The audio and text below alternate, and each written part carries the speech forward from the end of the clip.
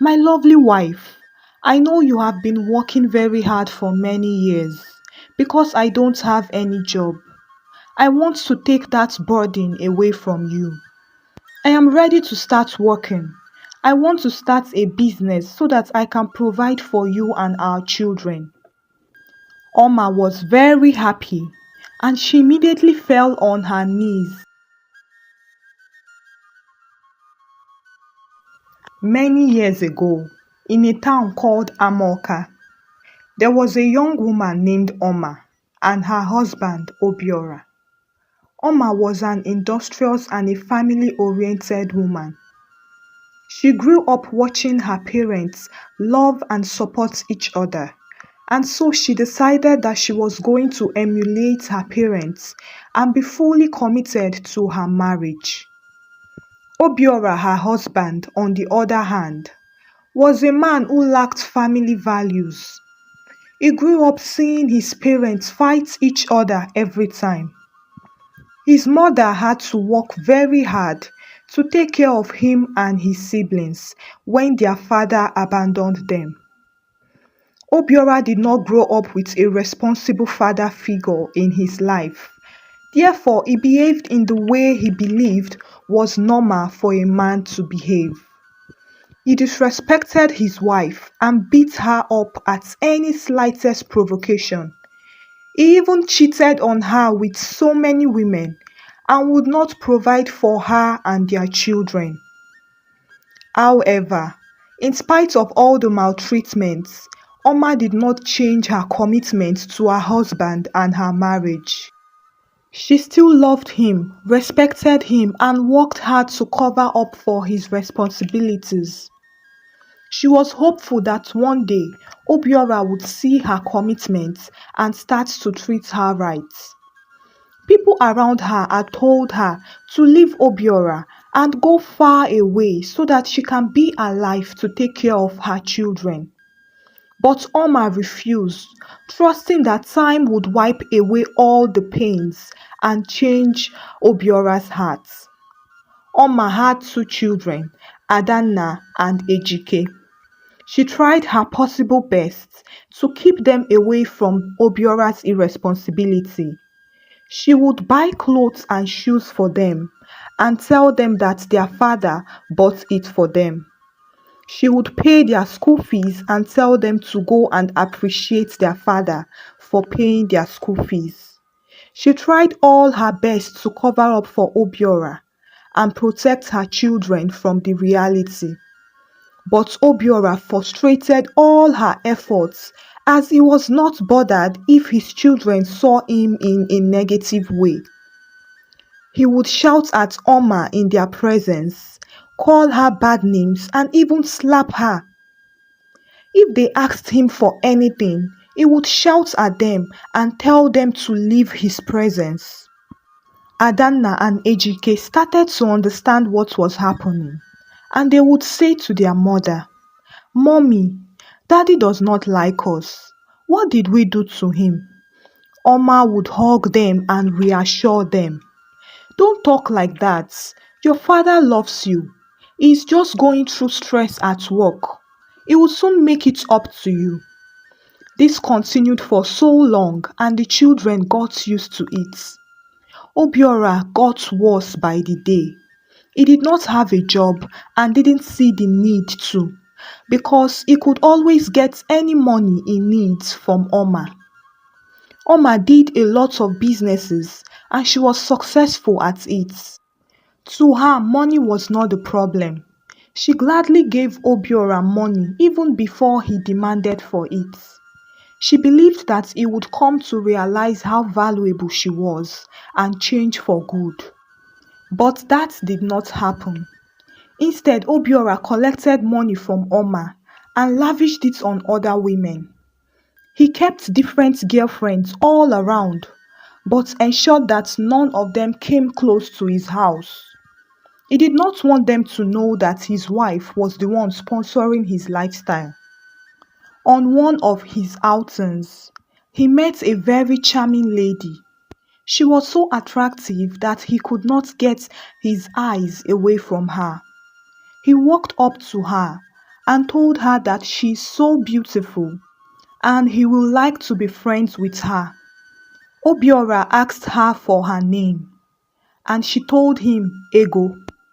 Obiora, out of excitement, said, "Wow, such a beautiful name that suits you so well. If you accept to be mine, I will spoil you with money. I have so much to spend on you for a lifetime." Ego looked at him with surprise in her eyes and told him, "You barely know me, and I don't even know if you are a ritualist." Obiora laughed and told her, "Don't worry, you will soon know me, and when you do, you will know that I am an angel sent to you." Obiora got home that night in a good mood.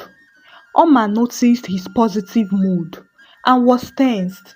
She thought to herself, "What could be the matter? Oh Lord, let it be for good." Obiora walked up to her, hugged her, and called her lots of sweet names. He apologized for not being the good husband she deserves, and he promised her that he would change henceforth. Oma was secretly joyous. Finally, he has realized his wrongs. I knew time would change everything. Thank you, God. She quickly went and brought his food. After he finished eating, he said to her, "My lovely wife, I know you have been working very hard for many years because I don't have any job. I want to take that burden away from you. I am ready to start working. I want to start a business so that I can provide for you and our children." Oma was very happy and she immediately fell on her knees and thanked Obiora for his change of heart. She promised to support him to set up the business. The following morning, Obiora woke up early, went to the kitchen and prepared a delicious breakfast for his family. His children were surprised. They looked at their mother, who urged them to enjoy the meal. She was very happy, and before Obiora left the house, she gave him a huge sum of money. Obiora hugged her and left the house. He was pleased that his plans came out even more than he expected. He laughed at Oma in his heart. She didn't know that all that were an act to extort huge sum of money from her. Obiora went to see Ego and he gave her part of the money his wife had given him that money for his business. Ego was impressed and she immediately fell into the arms of Obiora. They started a romantic relationship and Obiora continued to shower Ego with lots of money. He lied to her that he was a contractor and that he didn't need to go to work as his workers are competent and would ensure that his money keeps rolling in. Meanwhile, at home, Obiora kept on with the acts. He continued treating Oma well and kept on giving her reasons why he needed more money for his business. He would tell her, "When my business finally kicks off, you won't have to work again for the rest of your life. I will spoil you and our children with so much money." And so Oma continued to give Obiora money, praying that his business becomes successful on time.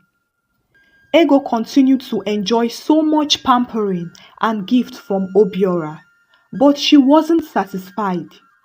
Obiora had told her to not come close to his house, where his family lives. He told her to not let his wife know about their affair, as that would lead to the end of their relationship. Ego was angry about this.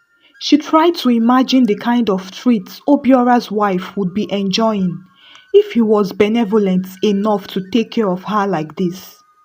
His wife must be in paradise. She is enjoying the biggest part of his wealth. Ego thought to herself. Obiora had even told her that he opened a big African fabric shop for her. Ego began to think of how to get everything all. Obiora had told her several times that he cannot take a second wife and that he wanted their relationship to remain secret that way. I am making you happy and you are making me happy. It's perfect like this. Ego knew that Obiora could not marry two wives because it was against his family's values. But what she did not know was that Obiora could not marry two wives because Oma was the source of all his money. And if he marries another woman, Oma would stop giving him money and she might even leave the marriage, thereby making him poor and broke.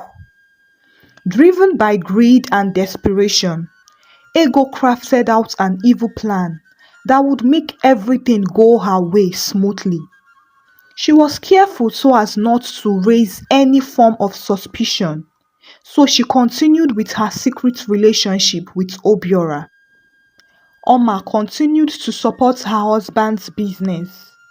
Anytime she asked Obiora about the progress of the business, he would find a way to give her an excuse while appealing to her emotions. He knew that she was enjoying the attention and love he showered on her, and that she wouldn't trade them for anything, not even money. So he grew confident day by day, milking Oma. Oma has several successful businesses, of which she operates in wholesale deals. Her African fabric business was doing well as she got several deals to supply to people in wholesale. She recently got a contract from a new customer to supply 200 rolls of fabric. The deal was seamless and the man did not even pressurize or stress her at all. Oma was very happy and she promised the man a huge discount on his next purchase. This was the kind of customers she prays for. 2 weeks later, the man called and requested for 500 rolls of African fabric. Oma was overjoyed. This was good news. Business deals like this makes it easy for her to support her husband in his business without going bankrupt. The day for the meeting was fixed. She was to come to their location, finalize the deal, and then discuss the mode of transporting the goods. Oma looked at the address that was sent to her. It seemed unfamiliar. She asked her husband about it, but he told her to go and ask for directions to the location and for her to hurry up so that they don't change their mind. This was a sweet deal, he thought.